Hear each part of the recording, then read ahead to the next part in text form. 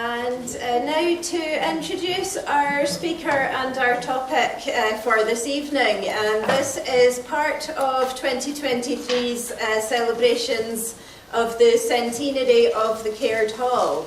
And we're delighted to welcome Jim McKellican, who will be speaking on Alfred, Hollins and the Dundee job, the Centenary of the Caird Hall organ. And I'd also like to thank the Caird Hall themselves for providing us all with souvenirs, and I've not had a chance to properly look at what's in the bag, but it seems very exciting, and I think we do have some writing by you in there as well on this topic. Yeah, thank you very much for this. To introduce our speaker, Jim McKellican has been fascinated by the pipe organ from a very early age. While studying piano, whenever his legs could reach the organ pedal board, he was able to fulfil his association with the king of instruments. His career was, however, in medicine, which he read at St Andrews, graduating in 1963. Most of his working life was in Dundee in general practice, but he enjoyed the parallel association with the University of Dundee in academic medicine, especially in distance learning units for remote GP practices and lecturing in therapeutics. And he has, since retirement, also been active in the work of Tayside Medical History Museum, including authoring a history, the hospitals of Blairgowrie and Rattray, which I'll just point out we do have down here as well for after the talk. And he has been for many years a member of the panel of examiners for the Royal College of General Practitioners. And in 2009 he became interim and later first chairman of the newly founded charity, the Friends of the Caird Hall Organ, and has authored a non-technical history of the instrument, the Caird Hall Jewel, for the charity. So I will now hand over to Jim. Right, yes. There we go. Thank you very much.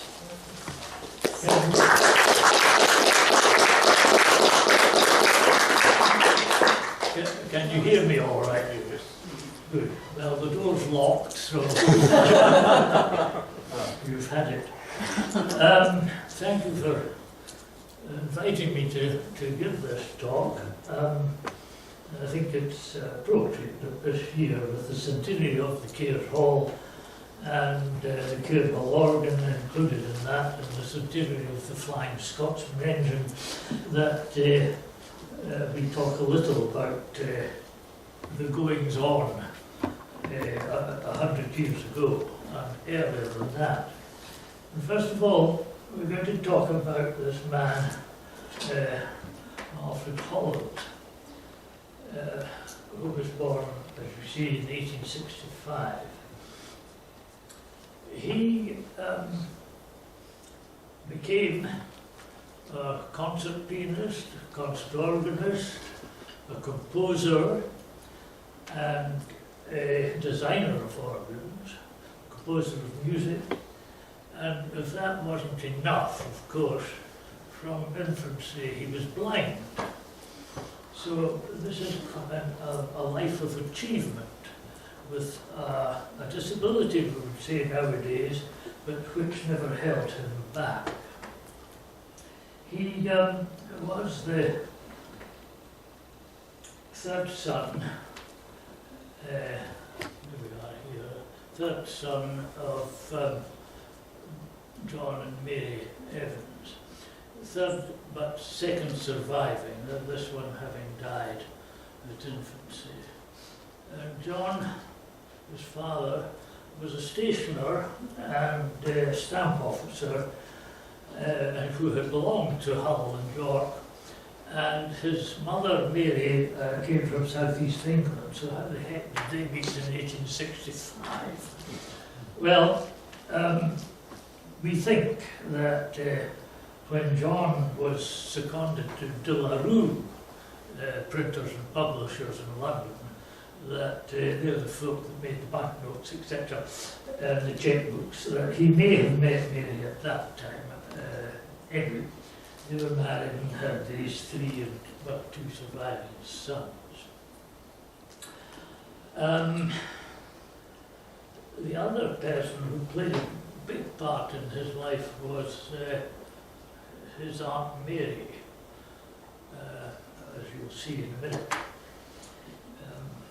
So this is where he was born in Hull, and in the family home they had a coloured piano, which was a pretty good make, don't you know, and so they were relatively well off, middle of the road, say. And early on it had been noticed that he couldn't see, but his father kept playing little tunes to him on the piano, and Alfred would follow that, and then, like myself, when my feet could reach the pedal board, when his hands could reach the keyboard, he started playing out melodies for himself that he'd remembered from his father playing. So this was quite a help. Unfortunately, his mother died when he was 6, and in 1871. And you can imagine in these days, a father with 2 sons, that was hard enough work, to work and keep a home going. And having one of them visually impaired was difficult. So it was decided to send Alfred to live with his paternal grandparent in York. And there it was where Aunt Mary got a hold of him as well. They had a piano. She kept his interest in music going and encouraged him all the way. He was then enrolled at this school in York for the blind, and he was there for a couple of years. And age sort of 11ish, he left there. He is at 11, was quite a happy chappie, and his father enrolled him in what was termed the Royal Normal College in Norwood, Upper Norwood, in London. Now this was, his father took him down by train, of course he had to board here, and this was more formal education, as you can probably gather from the change at the door. That would put anyone off. So anyway, the guardian at the gate, as I call it, would lead to this idea that it was formal. And there is the normal college for the blind. Now the word normal referred to the teaching methods.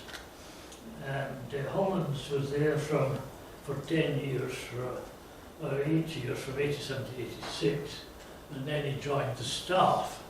So he was noted all the way through as being a very good pupil. From an early age he was giving piano recitals, and at the age of 14 he received this, what is called an acrostic, as you know, with the letters Alfred Hollins down here. And this was at an entertainment at Malvern House. But where Malvern House was, I don't know. It was presumably in London here. I've looked around at old maps, but I can't find it. Anyone who knows where it was, let me know. And by, again in August, he was playing solos at the Buxton Festival in Derbyshire. And the college had this system whereby they went on tour in the summer. And in 1880, the choice of the tour was Glasgow. And his main memory of that is that he was introduced to porridge. And that was quite all he said about that. 1881, he first played his pianist with an orchestra as a concerto, playing concertos. And from his visit to Buxton, he'd been asked to go to Belfast to play piano recitals. And so Aunt Mary and he disappeared off to Belfast, which started a long association with that area. He was back and forth a lot through the rest of his life. and he later gave organ recitals in Belfast. Not content with that, we have an invitation, or a command rather, you didn't turn these down, as you still don't turn them down, to Windsor Castle to play. And you see here he's playing a Schumann concerto as a soloist at age 65. He was 16 when he played that, so no mean feat. If you look down here, you'll see that the Right Honourable W.H. Smith MP was part of the trustees. And of course that is the W.H. Smith of the bookstores. That's just an aside. One of my useless pieces of information that I gathered. Right, so he was by this time taking organ lessons at the college, and was obviously good enough for the designer of a new organ that was going to be put out to Australia to ask him to give the inaugural recital rather than the designer. And so this organ was being built in Hull by Foster and Andrews, the organ builder, and it was reconstructed into a warehouse, huge shed, and Hollins gave a recital on it before it was taken down again and shipped out to Australia. I think the other thing here was that his organ tutor thought, well, here's a boy from Hull, here's the boy who's done well, hasn't he? So he was sending him back to show him off. Next day he toddled into Doncaster Parish Church, where there's a very famous organ, and that finally convinced him he really wanted to concentrate on organ as well as piano. Here is the programme which we have in our collection. The writing is by his wife. Later on we'll come to that, but it remains there. Then in 1884, this blind man played his first church service, and remember this would be the Anglican version of the service, so there's a lot of music in it. And then he was appointed organist at St John's Church in Surrey, in Redhill. Now he had to go there maybe twice a week, certainly on Sunday, and maybe once for practice. And he had to get there on his own. There are no, in these days, you know, there were no guides for blind people, and no guide dogs, no white sticks, and so he had to get the train for services, and this was quite a feat, and it was quite a bit of a journey for him each week.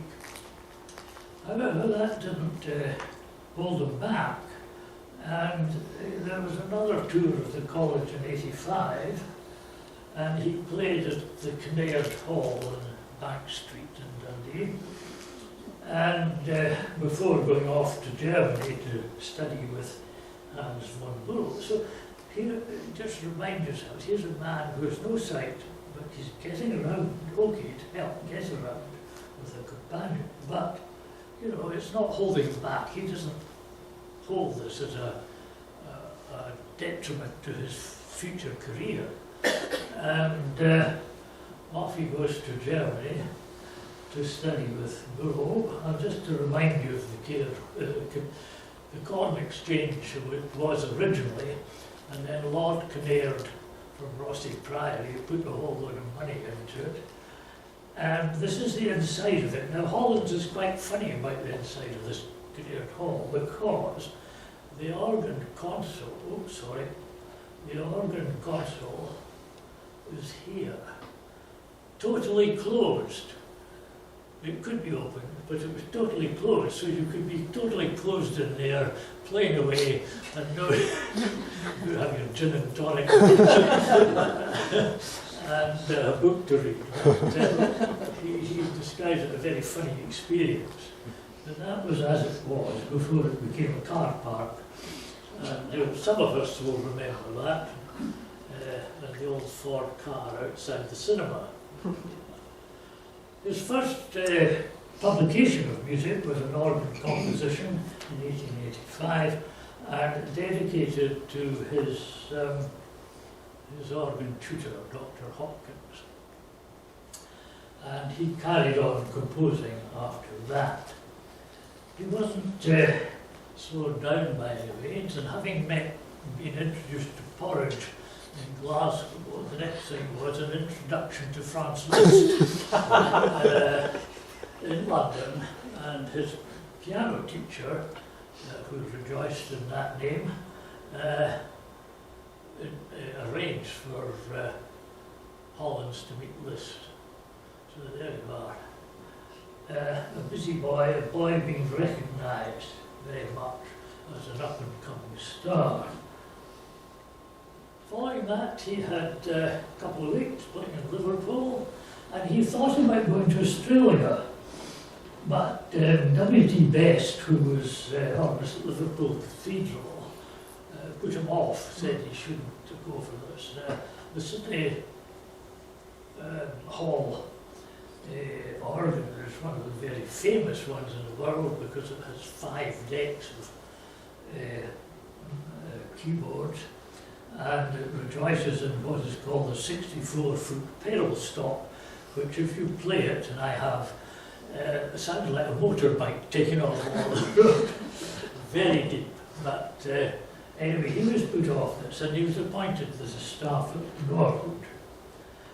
That same year, he became engaged in marriage to Helen Lawson. Now, Helen Lawson came from Glasgow, not with the porridge, but she came from Glasgow, and she was a music reader who helped the visually impaired with their braille and reading, and just general helping them get around their instruments and know what they were doing. And they obviously liked each other, so that was that. And he got a bit fed up of travelling down to Red Hill every week, so the next year he managed to be appointed to a nearby church after another visit to Germany, and he was appointed organist of this church in Norwood. This is now a Greek Orthodox church, but they were very good at sending up a photograph, and I got an invitation to go when I was next down, but I doubt I'll never be down again. Anyway, there he is, appointed there, and he was appointed organist of the People's Palace in the East End of London.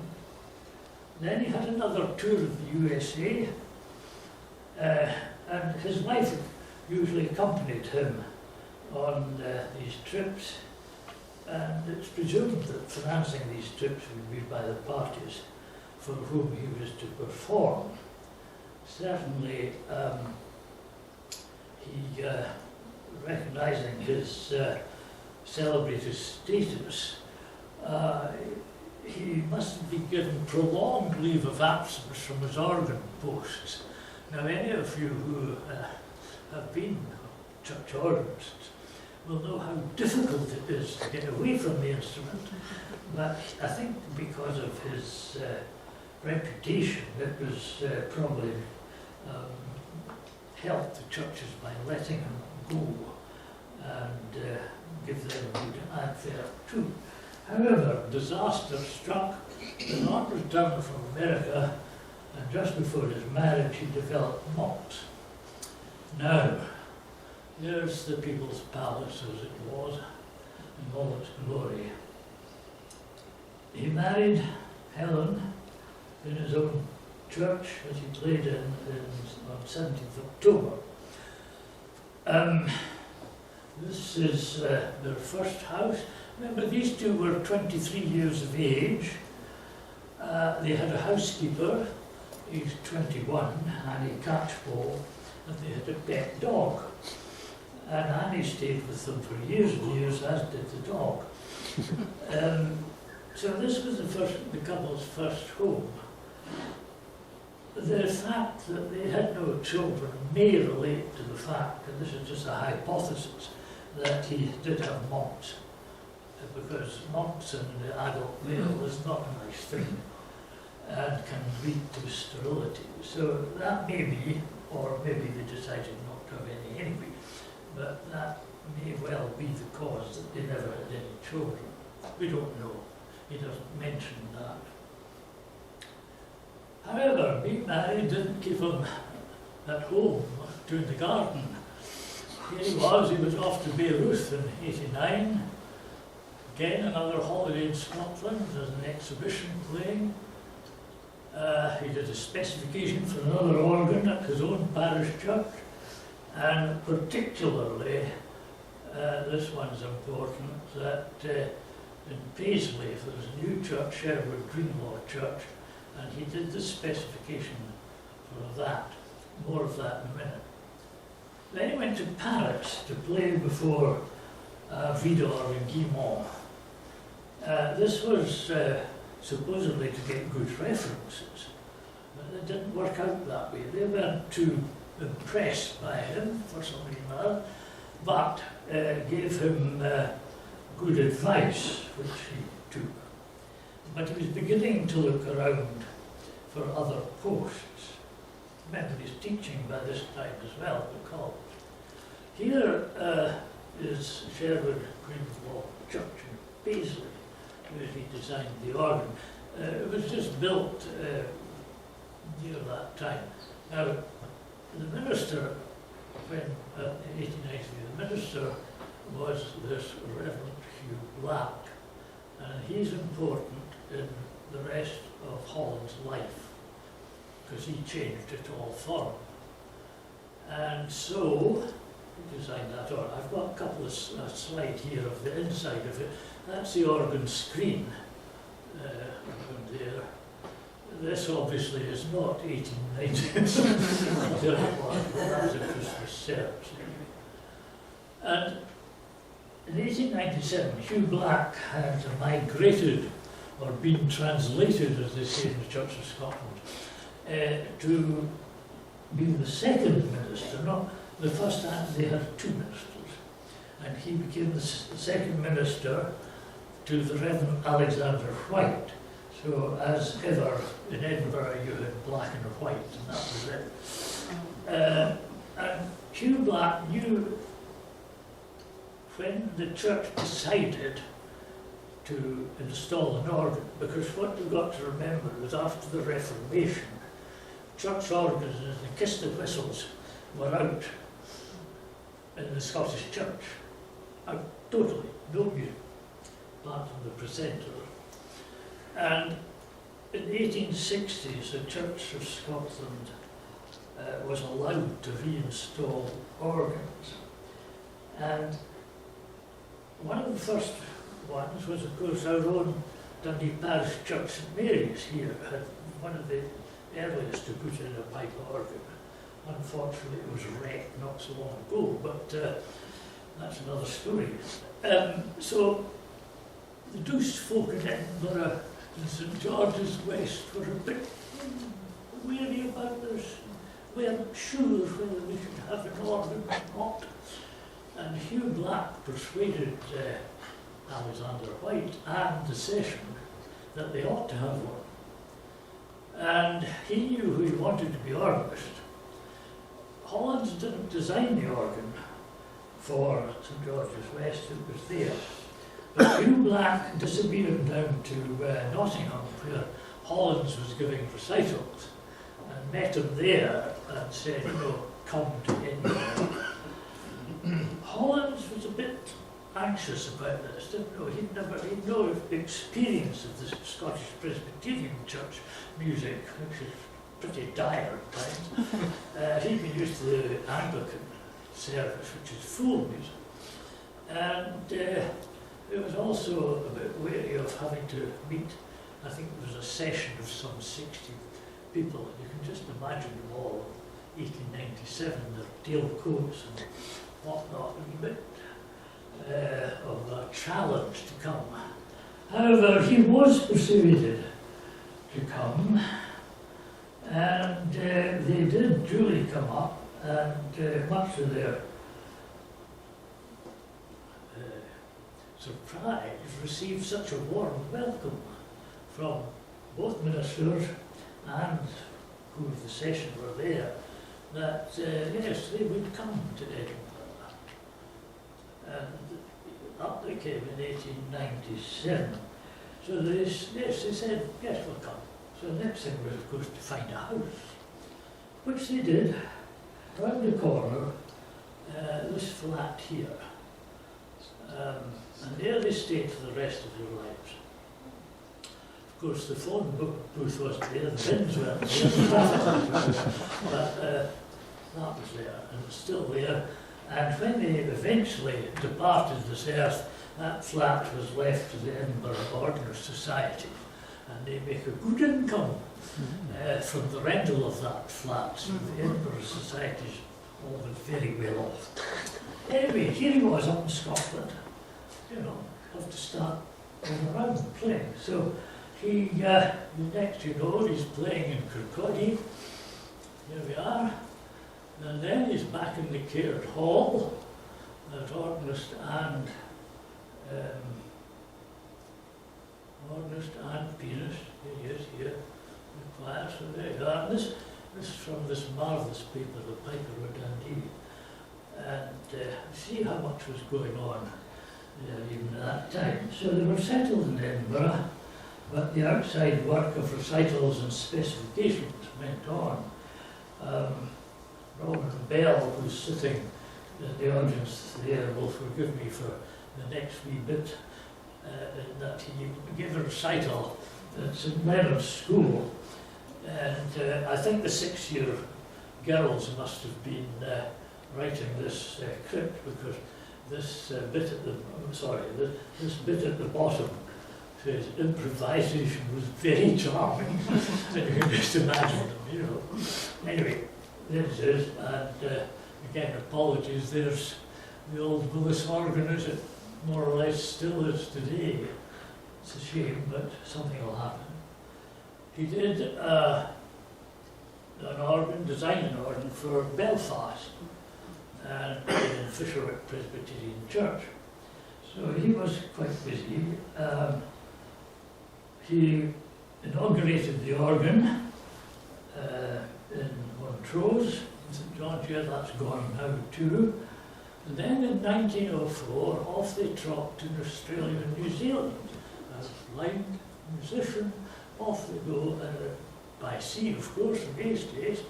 And the interesting thing was that Paderewski joined them at Marseille, and he got several pianos on the boat, as well as sending several more out to, so they had a ball. And then he did play in Sydney Town Hall. He gave 16 recitals there on that organ. So, you know, here we go. And then, well, we're off again. We're away to South Africa this time, and his wife going along with them too.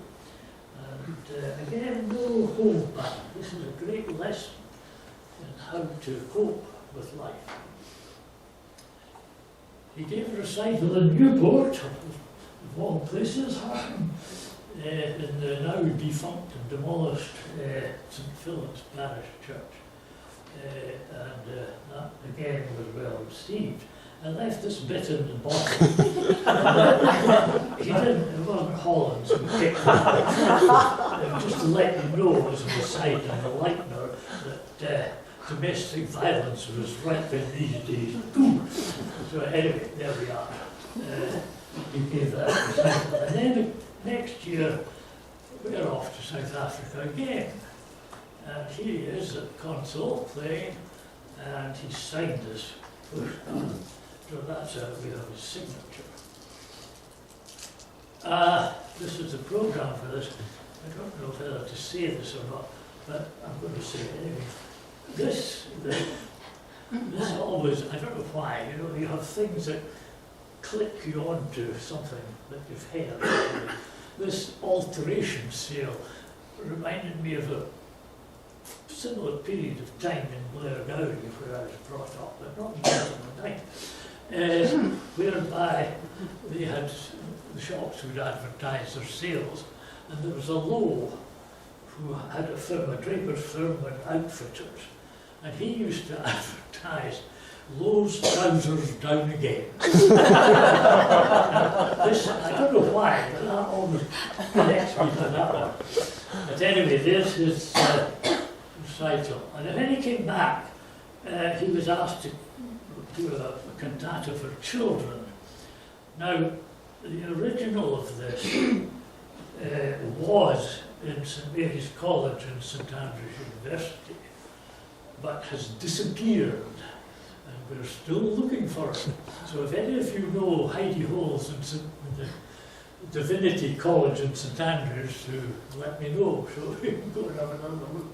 But this is a children's cantata, which is very good. And then he was asked to do a specification for Johannesburg Town Hall.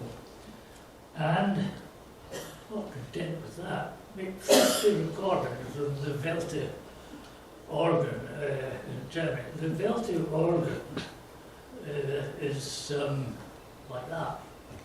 That's one in Kelvin Grove Gallery. It's the same principles of pianola, but it just plays organ music from the rolls. So we have some of the music from that in our archive, and all very interesting. But so we did that, and I went to design the organ for Johannesburg. So what has all this got to do with Dundee? Well, here's the man, James Thompson, who had become, he was city engineer and somehow he became city architect. And he, at that time, was trying to bring Dundee out of the doldrums, and he's trying to make it the Venice of the North. We've heard these things recently again, haven't we? But he had grand designs for the town. As you can see, this massive hall here, fancy, there you are, which makes the goings on at the V&A, etc. seem quite simple. But of course these never came to fruition. But he was keen, and along comes Sir James Key Caird, who, being a Duke-born philanthropist and benefactor, said, I will give you £100,000 for the construction of a hall for the population, provided that his ideas were taken and that he could work with Thompson. Now, I'm sure some of you will have recalled the sort of cynics who used to say that Caird built the hall in a similar structure to a jute mill so that his workers would feel at home. But what Thompson produced was, of course, an acoustic marvel, and they worked very well together. So Caird, as you know, inherited his jute manufacturing. He married Sophie Gray. She was the sister of Effie, who married Ruskin and ran off with me there. You'll remember the film. And she'd been in this group, and I think reading about them, then this is Neely's own portrait of her here, and another portrait. She was damaged by this avant-garde group, and was never very well mentally after that. Caird was not thought to be up to standards for the Gray family. He was, after all, trade, and he was thought there's various things that disliked by the family, thought him two-faced, and they were mindful of Effie's disastrous marriage. They seemed to think that the port of Dundee had been taking trade away from Perth, and that's all goes on, it's just ridiculous. Anyway, the Greys were a legal family, so that's why they thought that Caird wasn't up to their standard. Their only child was born in 1874 and died in her teens. And he's seen here as reporters have been both inconsiderate and uncaring towards his wife. In other words, they didn't get on. And so there's his money. He sponsored Shackleton's Antarctic exhibition, as you know, and with the various bits and pieces painted. Royal Institution, Caird Park, Caird Rest out of Pertham, just down the road there. Whether he thought this would sort of cancel out his reputation as in a family, I don't know, but he certainly shoved out the money. And after his death, Belmont Castle was donated to the City Council. And here is the People's Journal celebrating the Easter present of £100,000. This is where the Caird Hall would be built. This is Crichton Street. So all this had to come down, although not all of that bit there until the 1930s. But this around here, the Longshore Terrace, had to be demolished. And that's a bit of Shore Terrace as well. Right, the townhouse wasn't taken down until 1932 because that was when the city square was completed. Again, like Thompson. So Dundee, of course, wanted a good stone laying, and George V and Queen Mary were persuaded to come and lay the foundation stones, 2 stones.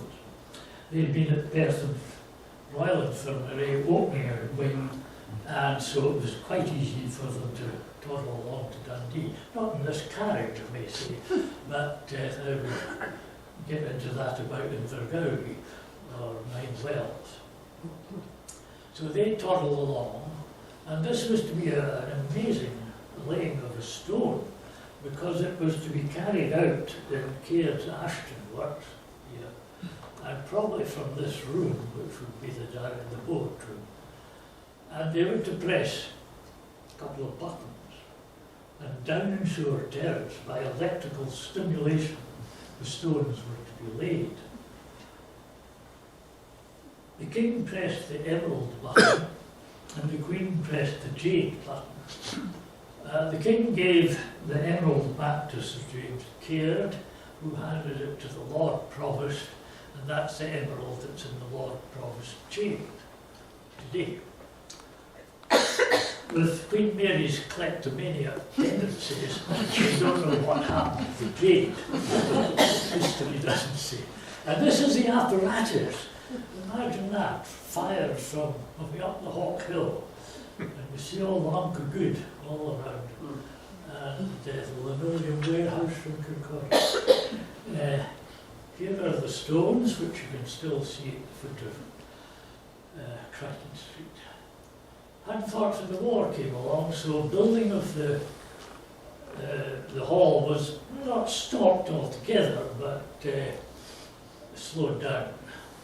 I'll come to the best part of this in 1915. It was always considered there'd be an organ in the hall, and here you are. They said it's going to cost between 3,000 and 4,000, be ready in 1917. And here's Alfred Hollins. This is his connection now with Dundee. And he'd been along to have a look at things.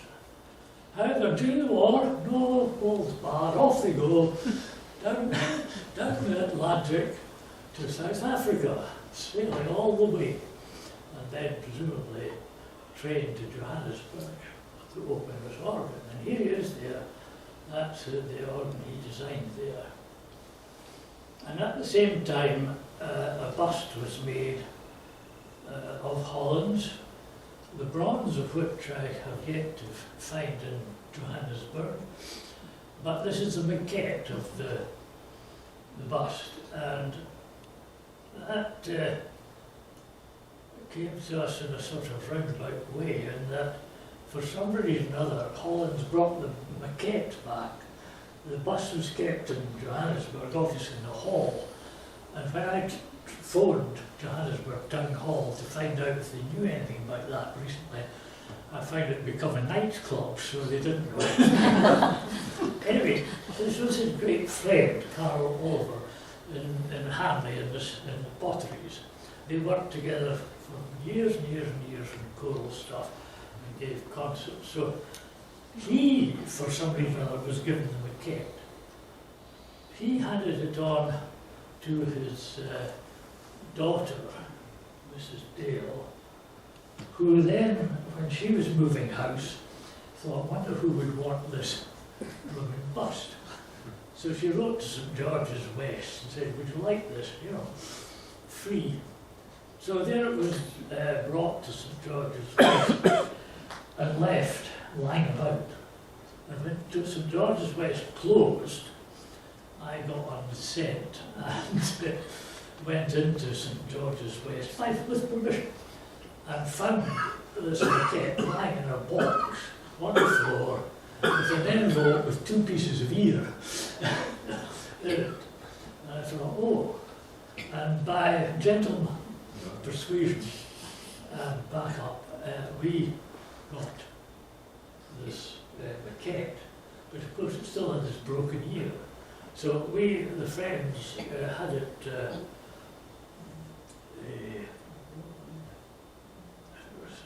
brought up to scratch by Graciela Ainsworth in Edinburgh, sculptress, and she produced it. It's in her exhibition now. So there we are. Meanwhile, things weren't going too well for the Caird Hall. So James Caird had the audacity to die, and the hall's costs were going up. How his dear sister Emma Marriott came to the rescue. She'd no family either. His wife and child were dead by this time, and she came to the rescue with a backhander of 75,000 quid, which is about 4 million these days.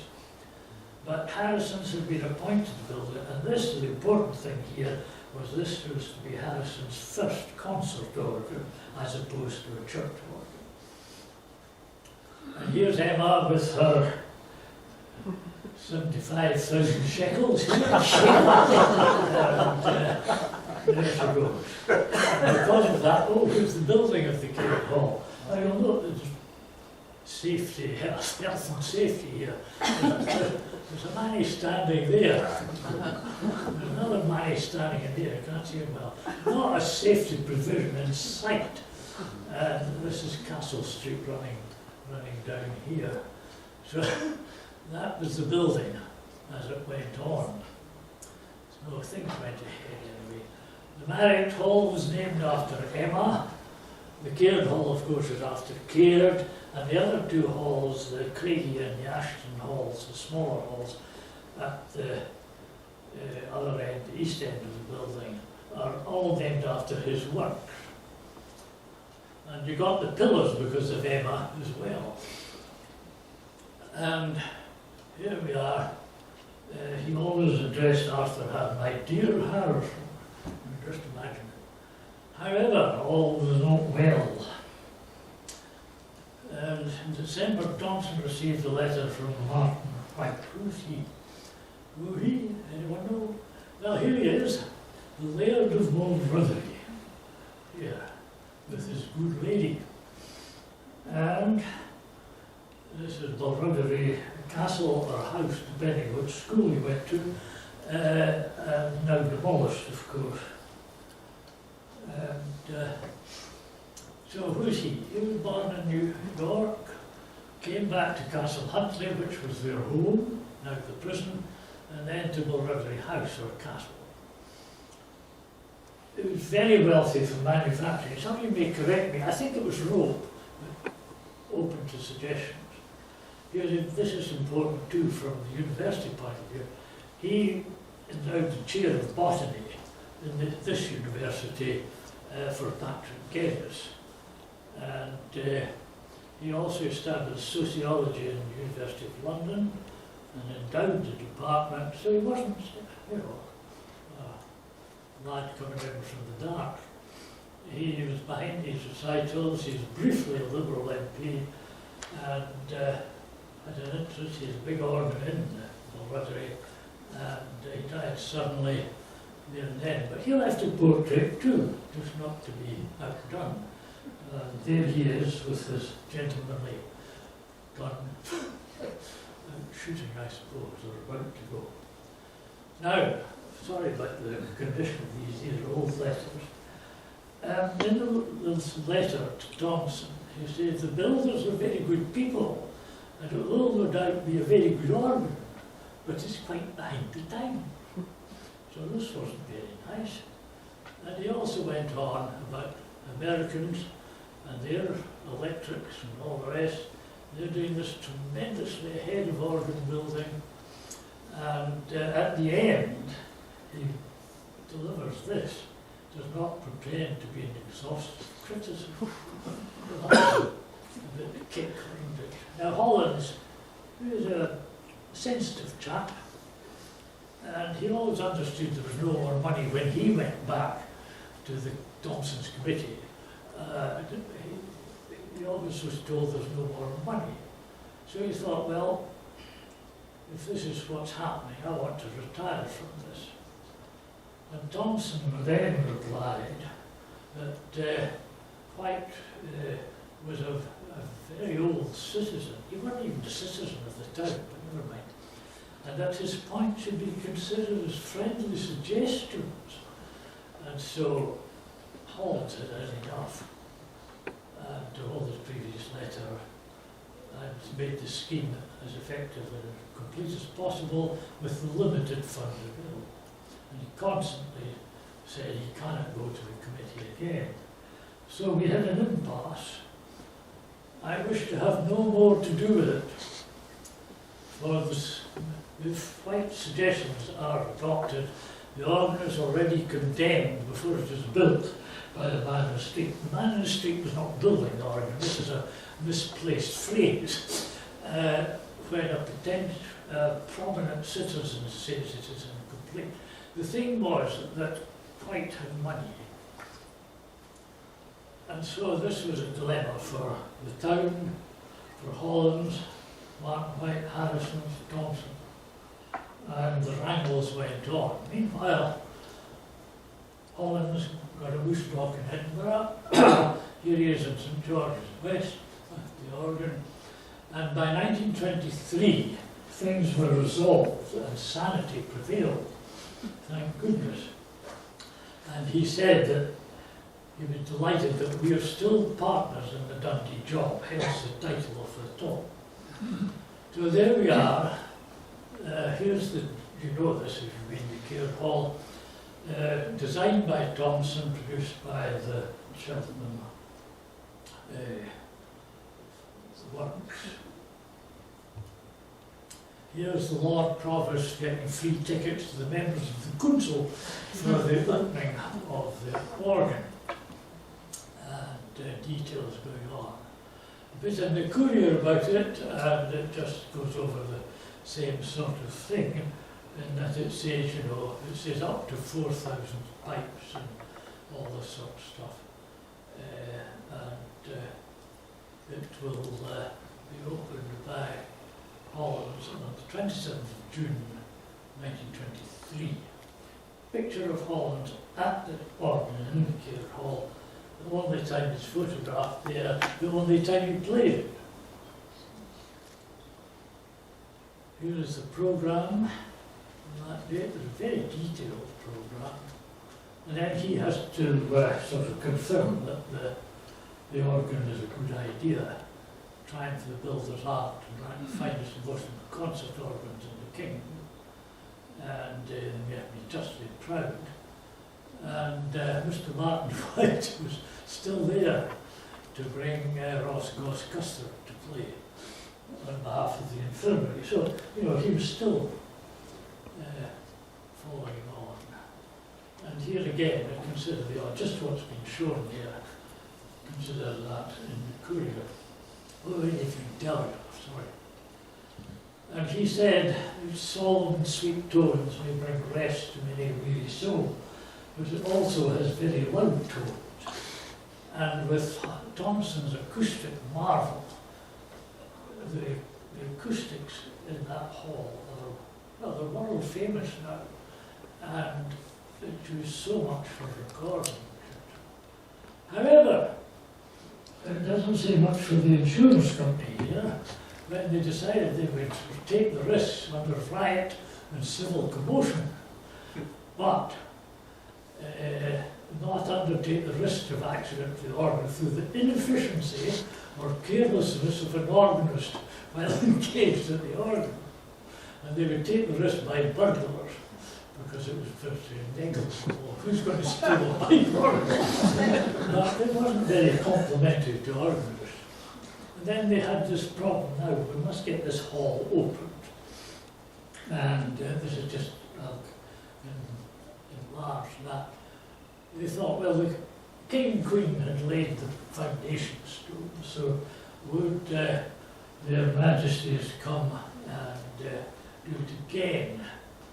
But you see, they were unable to come. The Duke of York, future King George VI, was with Glamis connections, but he couldn't come either, which was just as well, because in 1922, when this was written, the hall wasn't ready.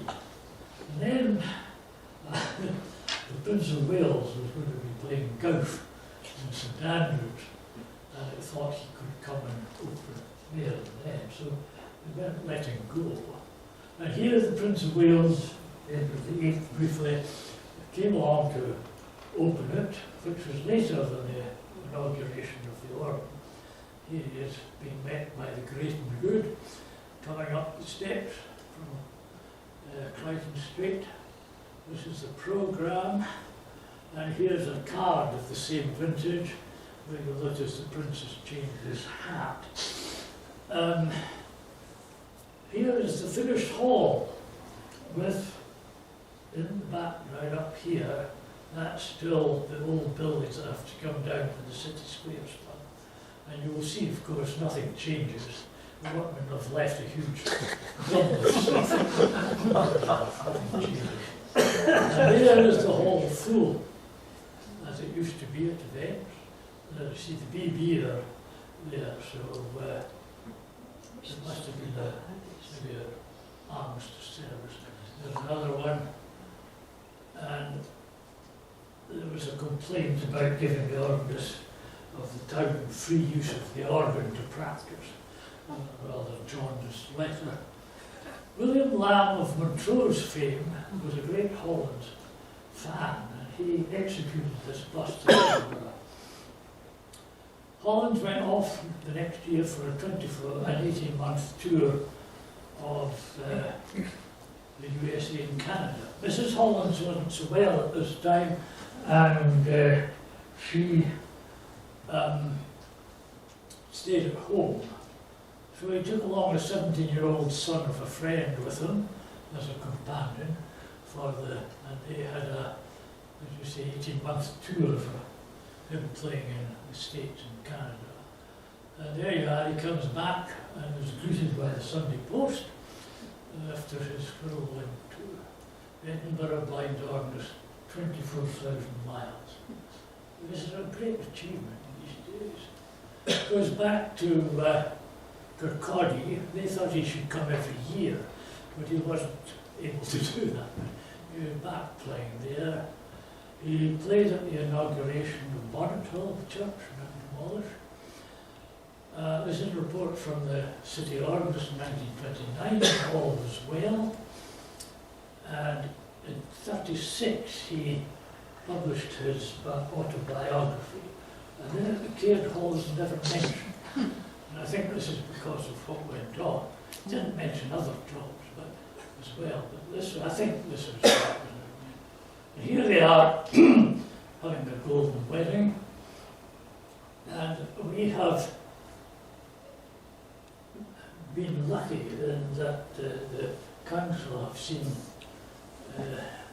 wisdom in calling the marriage room for civil ceremonies the Hollins room. So we have this connection still.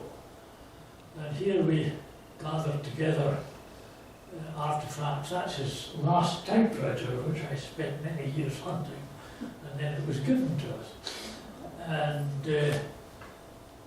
here is the McKellican part of our exhibition within the hall.